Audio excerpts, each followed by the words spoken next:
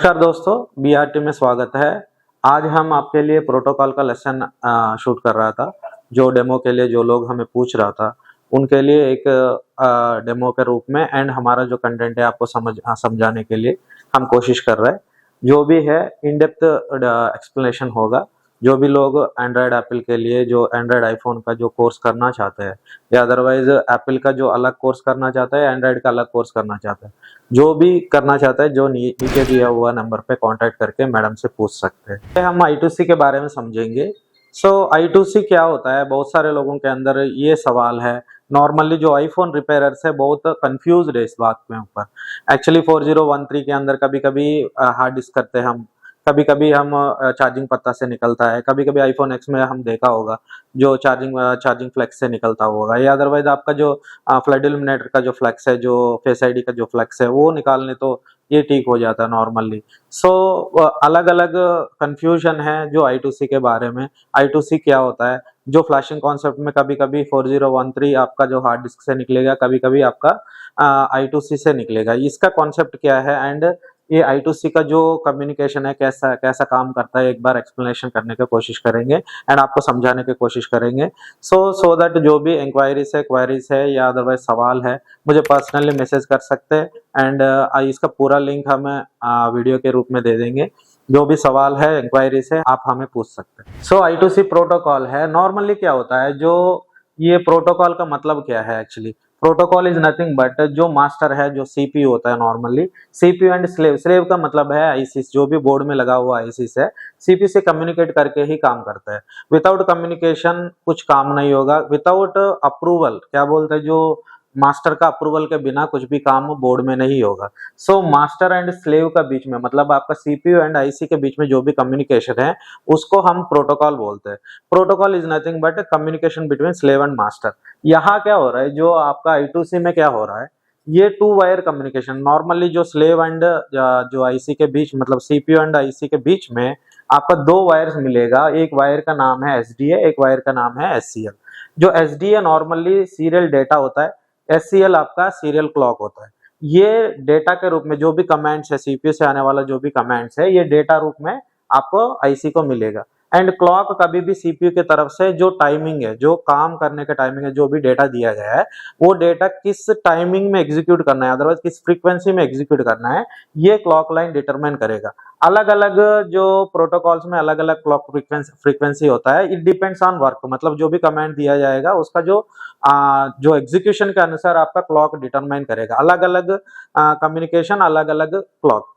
Data का मतलब है आपका वर्किंग कमांड्स। जो आईसी काम करना है वो आईसी का काम डेटा रूप में आएगा। डेटा एंड क्लॉक एक पेयर में आता है।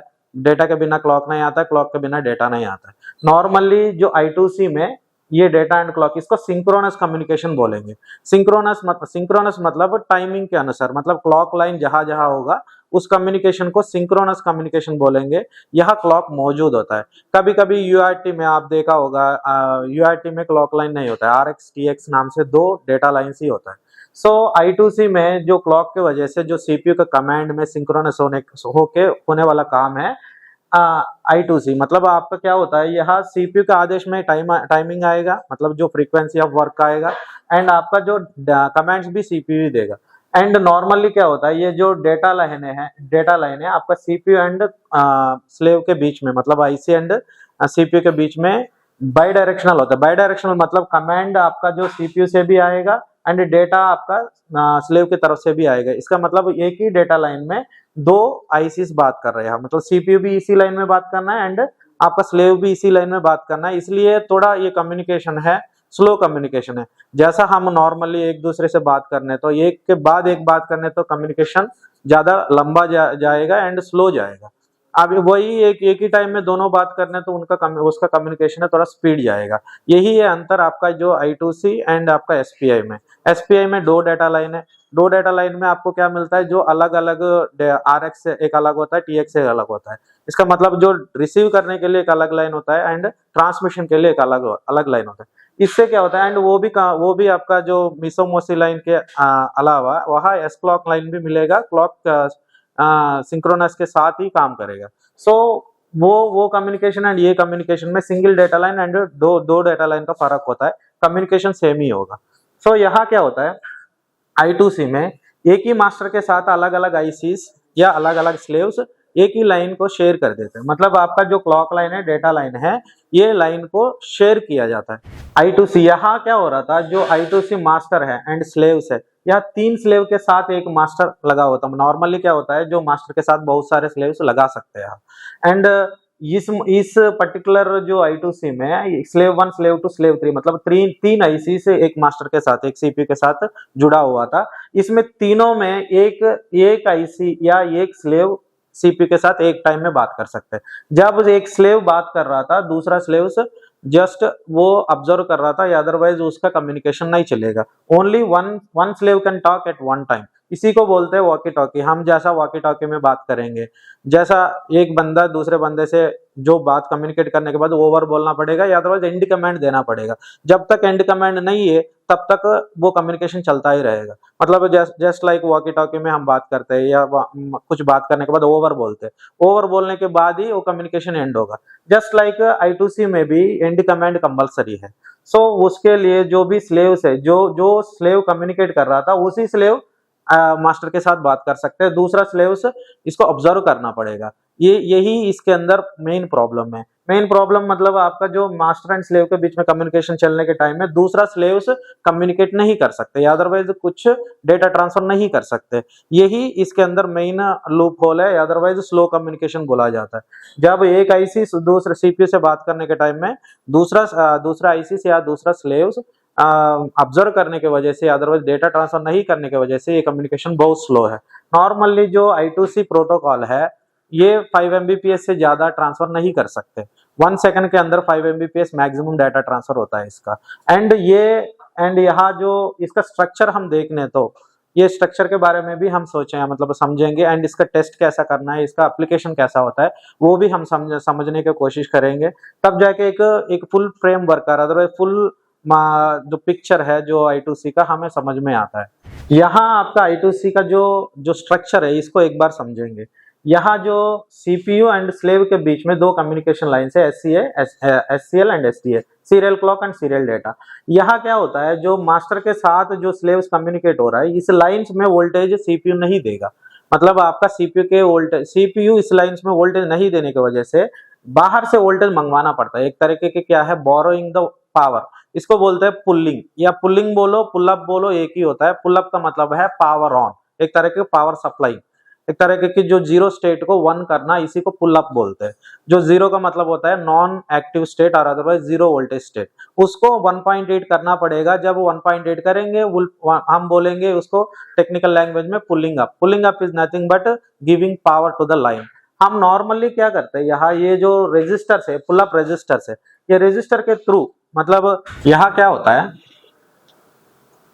हम पावर आईसी से PMU से एक 1.8 वोल्टेज यहाँ पावर सप्लाई करते हैं। 1.8 वोल्टेज को VCC बोलेंगे। जो वोल्टेज है 1.8 वोल्टेज रेजिस्टर्स के थ्रू इस लाइन में आएगा, SCL एंड SDA लाइन में आएगा।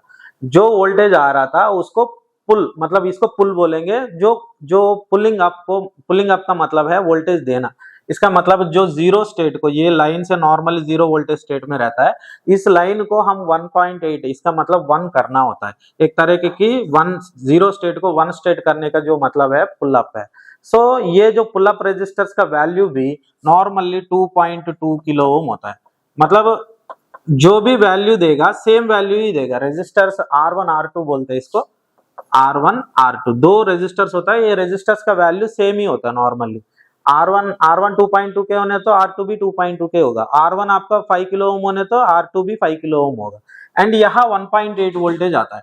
ये 1.8 वोल्टेज आके यहाँ ये जो रेजिस्टेंस लाइन्स है, मतलब आपका जो रेजिस्टेंस ऑफ द लाइन्स है, SDA SCL का रेजिस्टेंस है, यहाँ 480 होने तो यहाँ भी 480 नजदीक, वेरी वेरी नियर वैल्यू होगा। Normally SDA SCL line same GR carry करेगा। इसका मतलब value of the lines, GR of the line से सेम वैल्यू होगा। 480 होने तो 480। नॉर्मली इसका फेल्यूर को हम समझने तो, या अदरवाइज चेकिंग को हम समझने तो, नॉर्मली क्या होता है, कैसा इसको चेक करना है मैं आपको ये बताता हूँ।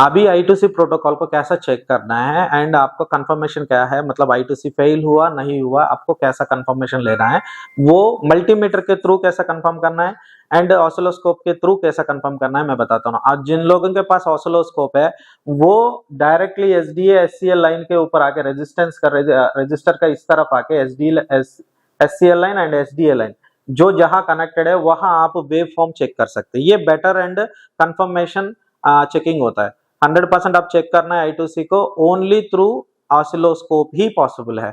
आप मल्टीमीटर के साथ आप चेक नहीं कर सकते, कंफर्मेशन नहीं ले सकते, बट कुछ कंफर्मेशन ले सकते हैं, कुछ कम्युनिकेशन कंफर्म कर सकते हैं, सो दैट आप CPU का रोल एंड वोल्टेज का रोल एंड GR का रोल आप एक आइडिया ले सकते हैं। वो कैसा लेना है मैं बताता हूँ। नॉर्मली जब आप मल्टीमीटर के साथ चेक कर रहे हैं, मल्टीमीटर के साथ चेक करने के टाइम में आप ये चेक कर सकते हैं रेजिस्टर्स 2.2 के नॉर्मली होनी चाहिए, सेम वैल्यू रेजिस्टर्स होनी चाहिए। ये सेम वैल्यू है नहीं, ये वो कंफर्म कर सकते हैं आप 2.2 के एक दे रहे, एक 4 के ऐसा वैल्यू अलग आ रहा था, उस टाइम में आपका रेजिस्टर्स खराब है, उसकी वजह से आपका I2C फेल हुआ है। अदरवाइज आपका रेजिस्टर्स 2.2 के दिखा रहे, मतलब जो भी वैल्यू स्कीमेटिक में दिखा रहे वही वैल्यू आ रहा है, सो इसका मतलब रेजिस्टर्स का कोई रोल नहीं है, रेजिस्टर्स ओके है, रेजिस्टर सेम वैल्यू होने तो रेजिस्टर्स ओके है। बट आप चेक करना है 1.8 वोल्टेज जो पुल अप वोल्टेज आनी चाहिए वो पावर आईसी से, वो पावर आईसी का वोल्टेज 1.8 उस लाइन में आ रहा था नहीं आ रहा था, वो चेक करना पड़ेगा। जब आप मल्टीमीटर को वोल्टेज मोड में लगाइए एंड चेक कीजिए रेजिस्टर्स के ऊपर 1.8 वोल्टेज आपको मिलने तो पावर, मतलब ये जो सर्क्यूट है पावर अप हो रहा है, इसका मतलब ये 1.8 वोल्टेज यहाँ मिलने तो आपका जो पावर है पुल अप वोल्टेज है वो आ रहा था। वोल्टेज का जो कोई रोल नहीं है वहां, वोल्टेज आने तो ठीक है, वोल्टेज नहीं आने तो आप कहां से भी 1.8 उठा के यहाँ दे सकते हैं। ये नॉर्मली पुलिंग अप का वोल्टेज है, आप नॉर्मली कोई भी एक्टिव लाइन होता है या अदरवाइज ऑलवेज लाइन होता है वो लाइन से आप निकाल के यहाँ वोल्टेज दे सकते हैं। एंड ये 1.8 वोल्टेज भी है, 2.2 के किलो ओम्स रेजिस्टर्स भी ओके है। नेक्स्ट होता है आपका GR चेकिंग। GR चेकिंग का मतलब नॉर्मली SDA SCL लाइंस का वैल्यू है सेम वैल्यू होता है, यहाँ 480 होने तो यहाँ भी 480 ही आना चाहिए। आपका ये रेजिस्टेंस आपका 600 से ऊपर, 600 प्लस ऊपर कभी भी दिखा एक तरह की कोई भी लाइन, एक वैल्यू, एक लाइन है आपका 480 दे रहा था, एक लाइन है आपका जो SDA लाइन है 600 प्लस वैल्यू दे रहा था, इसका मतलब जो भी 600 प्लस वैल्यू दे रहा था उस लाइन आपका CPU से कट है। जो SDA SCL कभी भी 600 प्लस वैल्यू नहीं आनी चाहिए, आने तो आपका वो लाइन CPU से कट है या अदरवाइज CPU से लूज है, आप CPU रिवॉल्व करना पड़ेगा उस टाइम में। ओके, नेक्स्ट प्रॉब्लम आता है आपका GR चेकिंग में, कभी ये 480 है, ये 000, मतलब आपका जो SDA लाइन और SCL लाइन ग्राउंड होके दिखता है। जब आपका ग्राउंड हुआ यहाँ आपका SDA या SCL लाइन में कोई भी लाइन आपका ग्राउंड हुआ है, ये दो तरीके के कम्युनिकेट मतलब प्रॉब्लम बनता है, या आपका स्लेव से ये लाइन शॉर्ट है या अदरवाइज CPU से ये लाइन शॉर्ट है।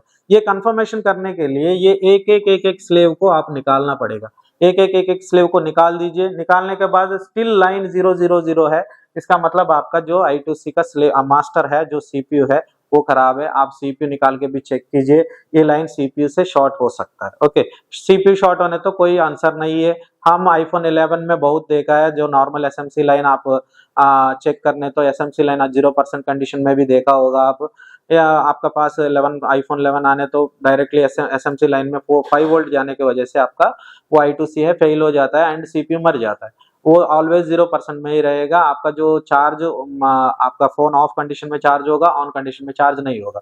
चेक करने तो आपका जो I2C लाइन है CPU से शॉर्ट निकलेगा, वो अभी तक सॉल्यूशन नहीं है उसका।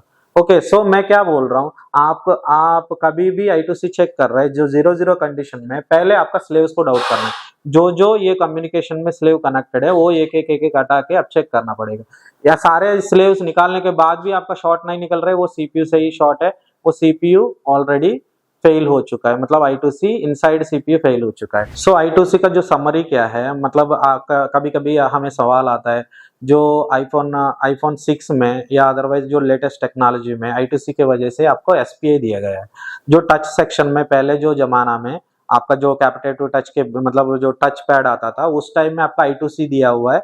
अभी जो लेटेस्ट जो टच सेक्शन में आपका SPI दिया हुआ है। बहुत सारे लोग ये सवाल करते हैं हमें, सर वो आप उस टाइम में जो I2C दिया हुआ है अभी SPI दिया हुआ है, क्या इसका दोनों के बीच में अंतर है, मतलब ये क्यों I2C की वजह से SPI देना पड़ा। इसका आंसर है नॉर्मली स्पीड में आपको ऑलरेडी बता दिया, जो I2C का जो स्पीड है मैक्सिमम 5 Mbps। आजकल जो 3D touch and member touch जो भी आ रहा है, या अदरवाइज क्या बोलते हैं कैपेसिटिव टच आ रहा था, सो इसका स्पीड नॉर्मली ज्यादा होता है। सो हायर स्पीड डिमांडिंग की वजह से ये प्रोटोकॉल आपका फेल्यूर है। एक तरीके की ये मैक्सिमम स्पीड आप देखने तो अल्ट्रा फास्ट मोड में 5 Mbps दे रहा था, इससे ज्यादा नहीं दे सकता है। सो नॉर्मली कोई भी हाई स्पीड डेटा ट्रांसफर करना चाहता है, कोई प्रोटोकॉल है या अदरवाइज कोई सेक्शन है हाई स्पीड डेटा ट्रांसफर करना चाहता है, उस टाइम में आपका जो हायर स्पीड का ही प्रोटोकॉल लगनी चाहिए। I2C 5 Mbps है एंड आपका SPI है 60 Mbps तक है। सो ऑब्वियस बात है, जो आपका जो I2C के बिना आपका SPI लगेगा, जो ज्यादा जहां डेटा ट्रांसफर होता है वहां ज्यादा स्पीड का प्रोटोकॉल लगता है। Depend on the data transfer speed आपका जो प्रोटोकॉल बदलेगा, इसमें कोई कंफ्यूजन नहीं है। ओके, नेक्स्ट यहाँ आप देख लें तो वायर्स यहाँ 2 है, आपका SPI में 4 है।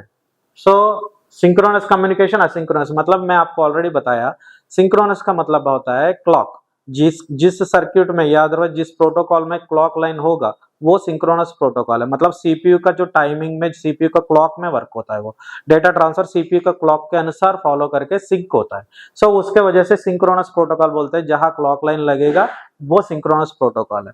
नेक्स्ट, इसमें मैक्सिमम नंबर ऑफ स्लेव्स हम 1000 तक लगा सकते हैं, मतलब IC से एक CPU बहुत सारे IC से कम्युनिकेट करके काम करवा सकती है। ओके, सो यही है आपका जो समरी ऑफ I2C आपका चेकिंग के लिए। एंड मैं बोलूं, मतलब मैं ये बात भी बता दूं, आपका आईफोन में कभी कभी आपका जो iPhone 6 में नॉर्मली फ्लैश करने तो 4013 आने तो आपका हार्ड ड्राइव से निकलेगा। जो आपका जो अपर मॉडल में है, PCIe मॉडल्स में है, 4013 आपका I2C से निकलेगा। वो हार्ड ड्राइव है ही नहीं, प्रॉब्लम हार्ड ड्राइव का है ही नहीं, कभी भी हार्ड ड्राइव निकालने की जरूरत नहीं है। लेटेस्ट मॉडल्स में सारे I2C का लाइंस दिया हुआ है। चार्जिंग पत्ते के अंदर भी आपका जो I2C लाइन है, फ्लड इल्यूमिनेटर का जो ईयर स्पीकर का जो कनेक्शन में भी I2C लाइन है, हर पत्ते के अंदर I2C लाइन है। सो कोई भी पत्ता शॉर्ट हुआ या अदरवाइज कोई भी कम्युनिकेशन I2C का जो कोई कम्युनिकेशन का IC शॉर्ट हुआ या अदरवाइज कोई कम्युनिकेशन का जो IC प्रॉब्लम हुआ या CPU लूज हुआ, ये सारे कम्युनिकेशन का जो फेल्यूर्स है, I2C फेल होने तो ऑब्वियसली 4013 मारेगा, मतलब आप फ्लैश करने तो फोन 4013 एरर देगा। सो लेटेस्ट मॉडल में जो भी iPhone 6s से अपर मॉडल्स जो भी है, 4013 का मतलब है आपका I2C। जो भी I2C के अंदर जो ICs लगेगा या अदरवाइज जहां जहां I2C लाइंस जा रहा है उसके अंदर आप चेक करना पड़ेगा, उसी के अंदर आपका सॉल्यूशन निकालना पड़ेगा। अभी कई भाई बोलते हैं मुझे फोन करके, सर मैं 4013 प्रॉब्लम आया मुझे, मैं हार्ड डिस्क निकाल दिया। सो निकालने के बाद भी नया 2-3 हार्ड ड्राइव चेंज किया, फिर भी मेरा काम नहीं बन रहा है। पहले हुआ करता था, आज नहीं, अभी नहीं हो पा रहा है। सो मैं उनको यही बात बोलता हूँ, I2C मतलब आपका जो लेटेस्ट फोन्स में जो PCIe मॉडल्स में 4013 का मतलब आपका जो हार्ड ड्राइव नहीं होता है, जो I2C का प्रॉब्लम होता है। I2C का मतलब CPU भी हो सकता है, मैं अभी बताया आपका जो रेजिस्टेंस आप चेक कीजिए, GR चेक कीजिए I2C का, ये I2C के अंदर GR 600 प्लस आने तो वो CPU का रिबॉलिंग से होगा। या आपका जो I2C का जो प्रॉब्लम है या शॉर्ट की वजह से 000 वजह के से आपका प्रॉब्लम आ रहा था, मतलब I2C SDA SCL 00 हो रहा था, इसका मतलब शॉर्ट कंडीशन है। एक IC निकाल के देखिए, फिर भी आपका प्रॉब्लम नहीं निकालने तो वो last and final option CPU ही होता है। आप CPU निकाल के SDA SCL का लाइंस का GR चेक करना पड़ेगा, इनसाइड CPU वो मर जाता है। नेक्स्ट आपका जो प्रॉब्लम आएगा पावरिंग मतलब जो पुल अप फेल्योर का मतलब होता है आपका जो पावर आना चाहिए CPU मतलब पावर IC से 1.8 वोल्टेज जो पुल अप वोल्टेज आनी चाहिए, वो वोल्टेज मिस हो जाता है। वो मिस होने की वजह से भी आपका I2C फेल हो जाता है। या अदरवाइज जो रेजिस्टर्स है 2.2 किलो ओम या 4.4 किलो ओम या 5 किलो ओम रेजिस्टर्स, जो भी value of the resistors change होने तो भी ये प्रॉब्लम आएगा। आप देख के उसको चेक करके आप सॉल्यूशन लेना पड़ेगा। Thank you.